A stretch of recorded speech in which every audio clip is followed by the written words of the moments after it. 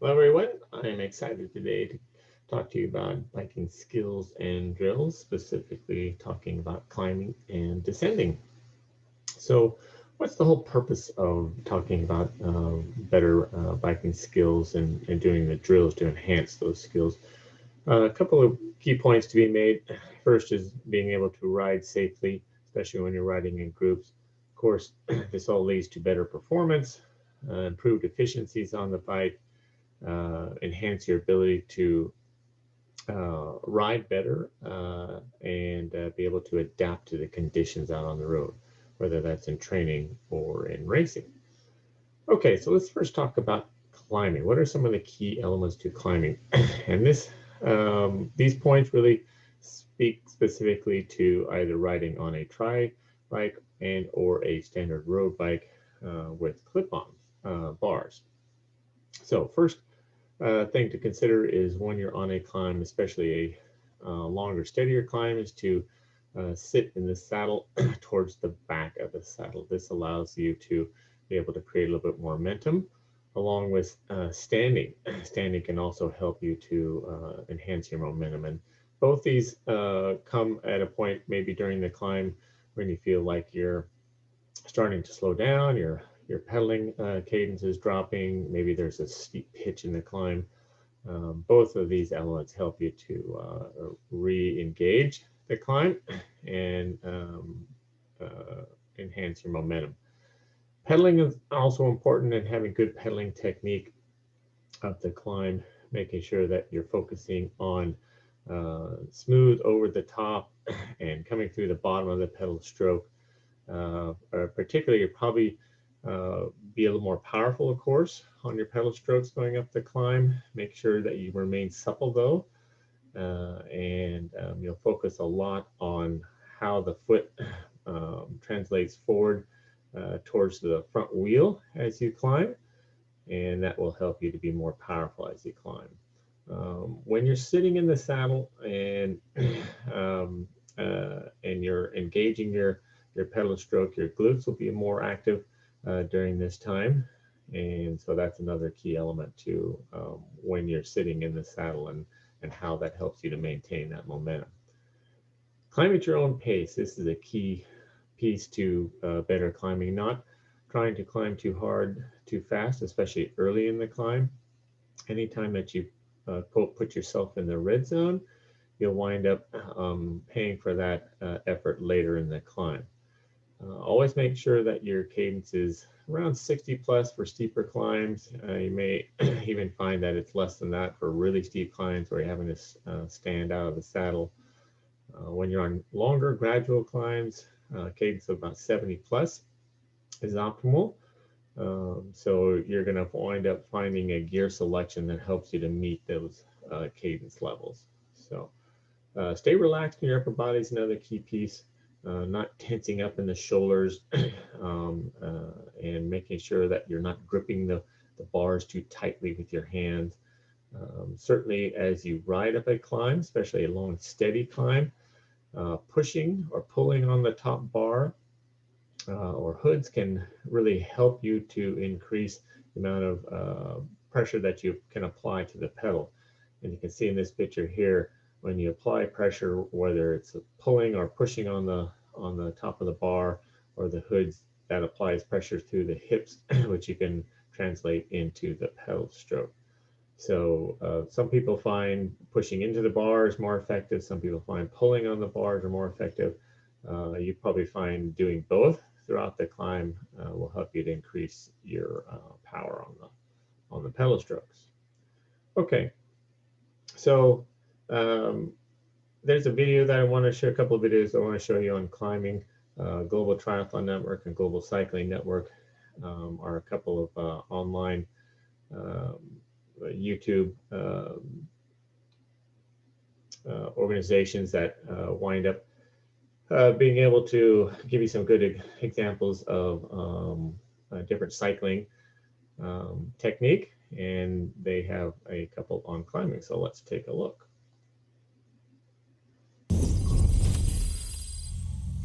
This Super Aero triathlon bike is built for speed on the flat, but at some point you will have to climb on it during a race. Now, the geometry is very different on a bike like this compared to a road bike. We're positioned further forward with our weight over the front end. Plus, the bikes are generally a little bit heavier, so it can make climbing quite hard work. So, how can we make climbing on a triathlon bike a little bit easier?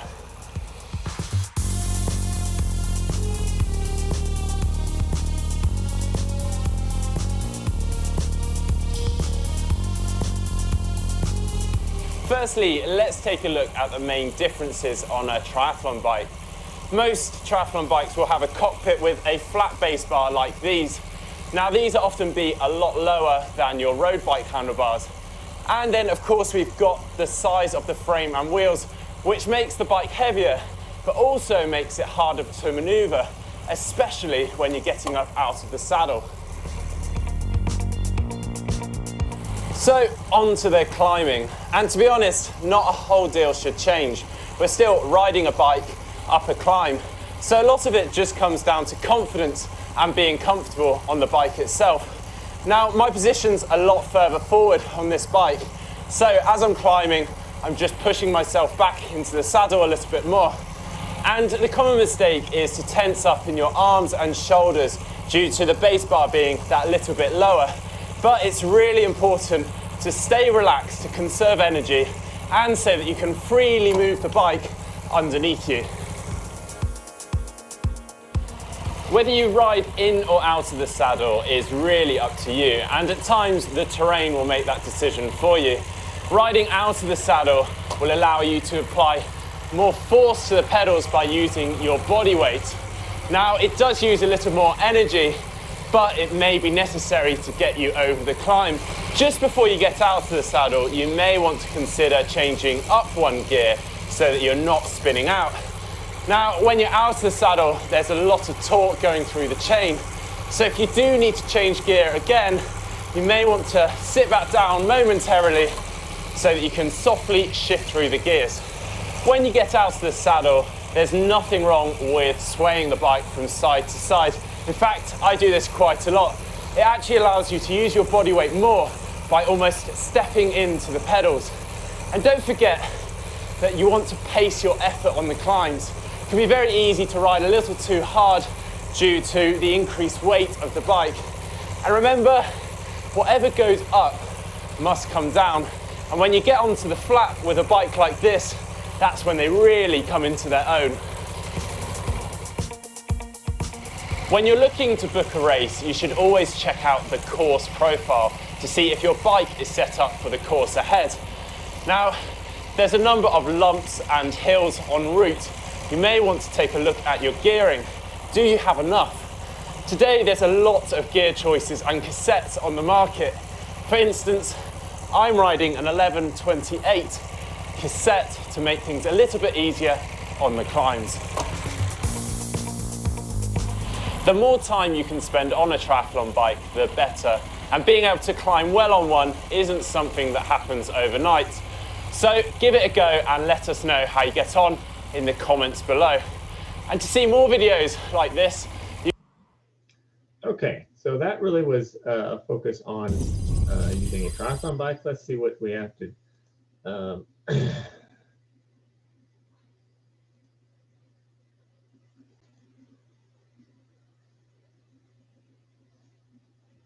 do. Excuse me, while we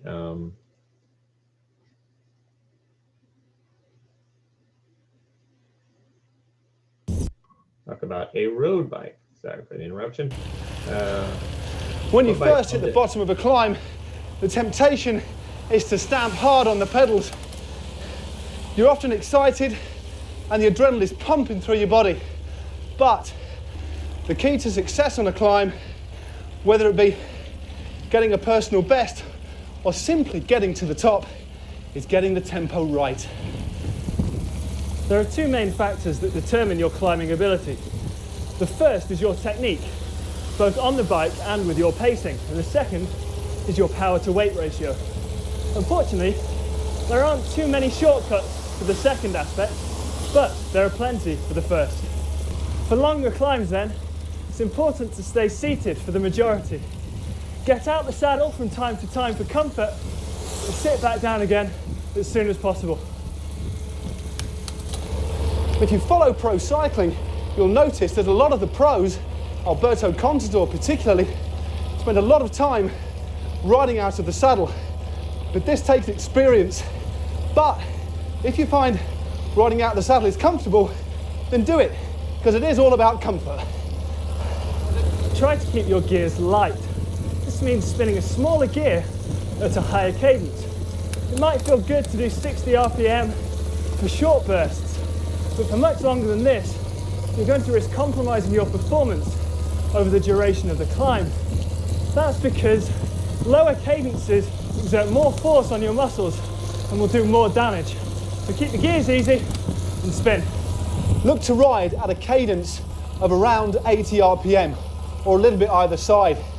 This is the optimum if you're looking for a guideline. Try to keep your upper body as relaxed as possible. Keep a light grip on the bars and ride on either the tops or the hoods. This has got the dual benefit of not exerting your body in any way apart from your pedaling, and it also means that you can breathe easily. And also, don't grab the bars too tightly. Want to be as relaxed as you can. I'm sure that most of you know already, but never climb like this. You lose your balance completely and you look like a bit of a weirdo. Always on the hoods. Swing the bike nice and easily. One of the other areas to work on is more tactical, pacing. Pacing yourself on a climb is so important to get right. Very, very easy to get yourself into the red. Now, as a guide, if I go into the red on a climb, I reckon I lose about 25 to 30% of my power output, plus the time it takes to get back and recover. So, make sure you pace yourself right.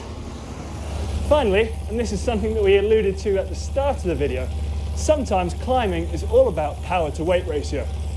Lose a few kilos or gain a few watts and you'll soon be riding uphill faster than you were before.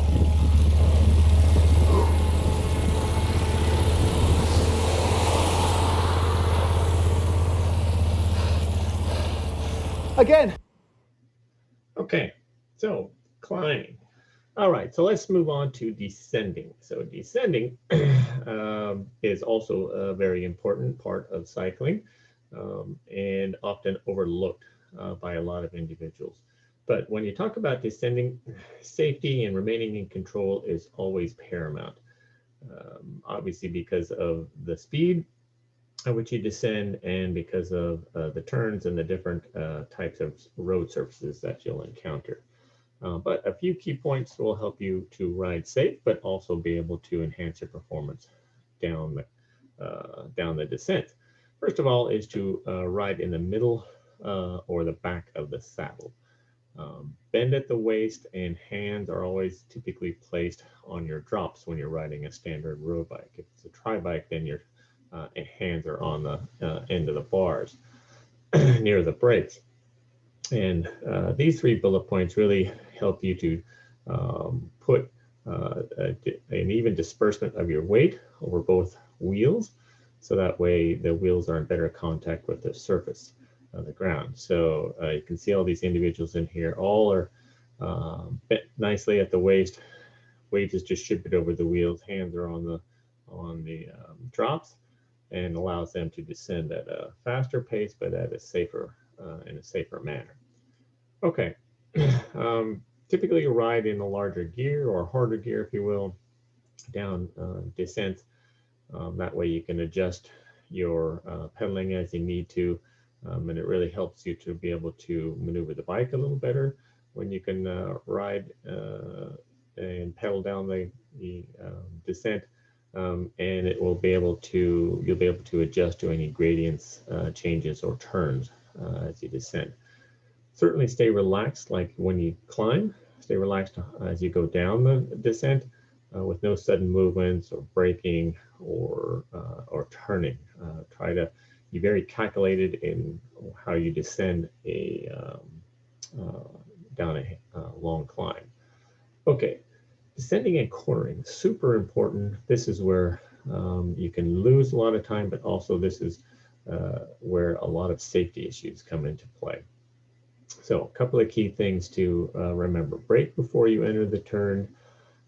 Always enter from the outside of the turn, enter wide of the turn, and always plan everything well in advance. Look at the turn that's coming up, know how fast you're going, and take into account the road surface. All those come into play and what you'll do in the turn. As you coming into the turn, you're braking, but once you're in the turn, never brake in the turn. Always try to hit the apex of the turn, which is essentially straightening out the turn as much as possible. A lot of times, if you're not on a closed road or a road that has a lot of cars on, then you're just going to stay to the outside of the turn, and you're going to need to slow down your effort.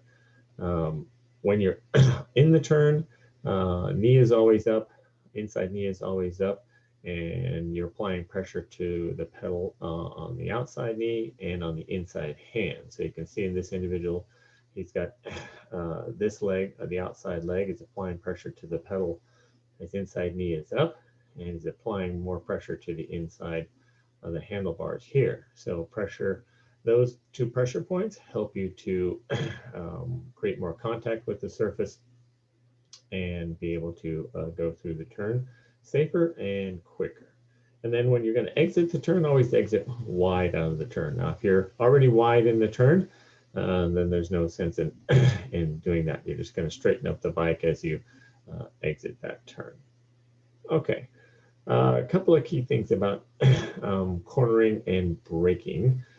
When I mentioned that you can always brake before you enter the turn, and typically you're always using both brakes. When you are on a road that has varying surface conditions, or if the road is wet, typically you might vary what brake you emphasize. So in roads that have good traction, they're nice and dry, typically your front brake is going to be used a little bit more. Your front brake is the brake that has a greater ability to brake versus your back brake. So when you're on a road that has poor traction, use your rear brake a little bit more. And that might be if the road is wet, or if you have maybe a little bit of sand or gravel on the road, focus on using the rear brake. Overall, when you're cornering, the goal is to have a smooth transition going into and out of the corner. Try not to, and that takes a lot of preparation and view of what's ahead of you. I typically do not recommend that you use your aero bars as you're descending, particularly when you're going into corners. Only use your aero bars when you are on a gradual descent that is nice and straight without a lot of turning in it. Okay, so let's look at a couple of videos just like we did for climbing with a Global Triathlon Network and Global Cycling Network, and see what they have to say. Okay, I should get this. Here we go. So, not every triathlon race course is silky smooth or perfectly flat. So here is how to descend on a TT bike like a pro.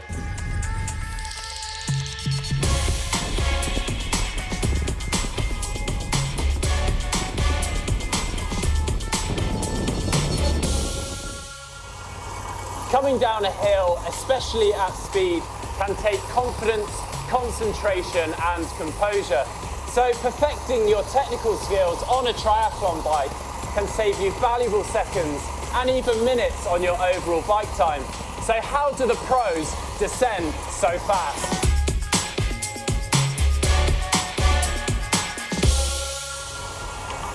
Firstly, find a nice open training hill to build your confidence. Then practice going up and down and repeat multiple times. This will focus your skills for descending and rack up some good time climbing too. Okay. Start slowly, and why rush? It is training after all. Take your time to choose your line and get comfortable with your body position on your bike.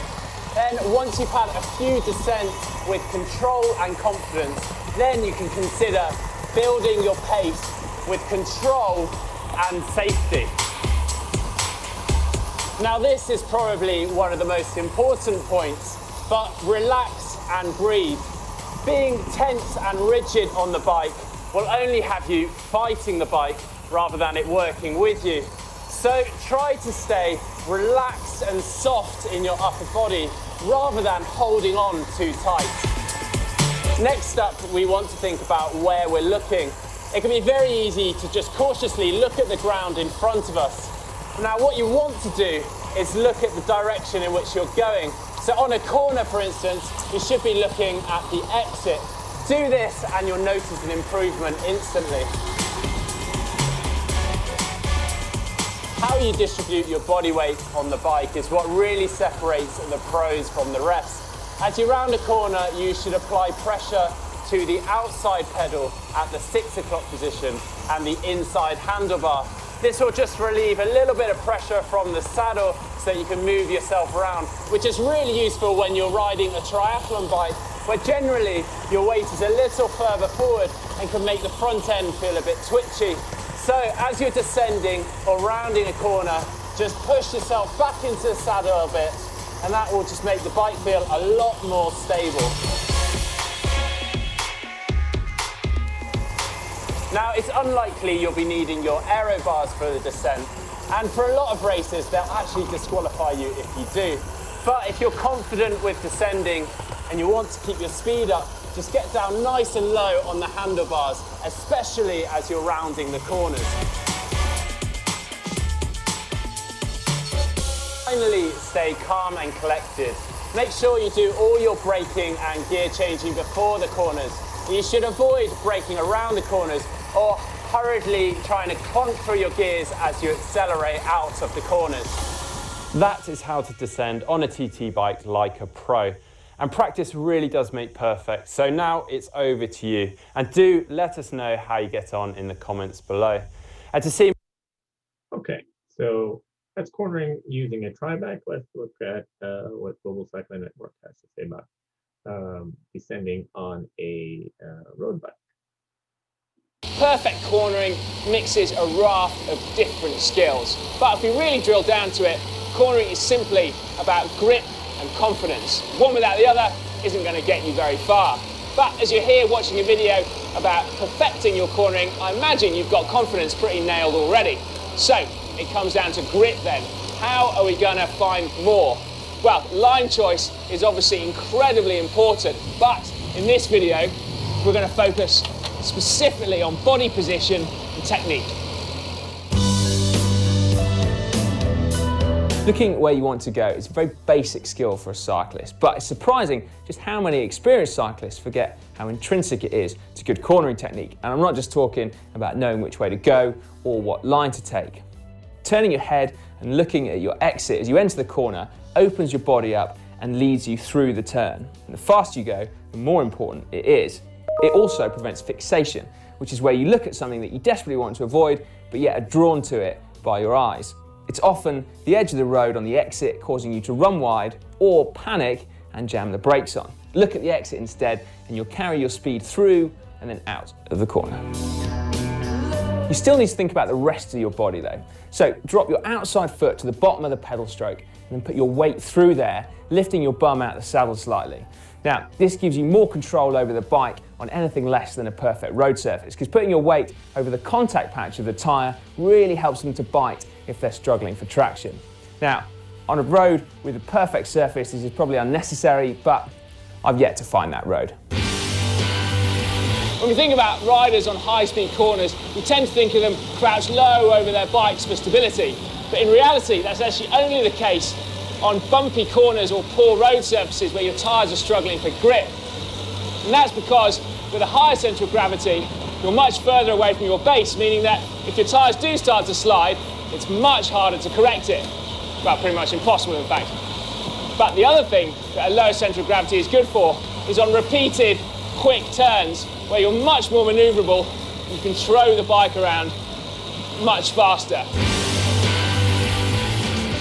I think it's worth mentioning that lowering your centre of gravity isn't just about bending your arms and dropping your head. Because most of your mass lies in your torso and also your hips, then you want to think about bending at the waist and then getting your upper body close to parallel with the ground.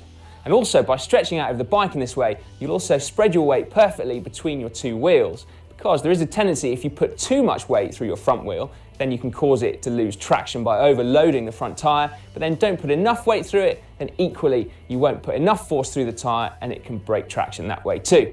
The way bikes are designed though, it does mean that if you stretch out over the bike perfectly, then your weight will be well distributed. Countersteering is something we haven't actually mentioned on GCN up to now, feeling that to do so will be to muddy the waters on more basic cornering videos. But considering this video is about perfection, well, here you go. So countersteering is when you turn the opposite direction to the corner that you're going around in order to initiate a lean, and then you turn the correct way with your body in the right position. Now, most people do it to a lesser extent without ever really thinking about it, but once you're aware of it, you can really use it to carve tighter, faster turns. Now, it doesn't generate more grip, so your top speed will still be limited, but give it a try out on the open road and you will be really quite surprised to see how much faster you can jam it into turns.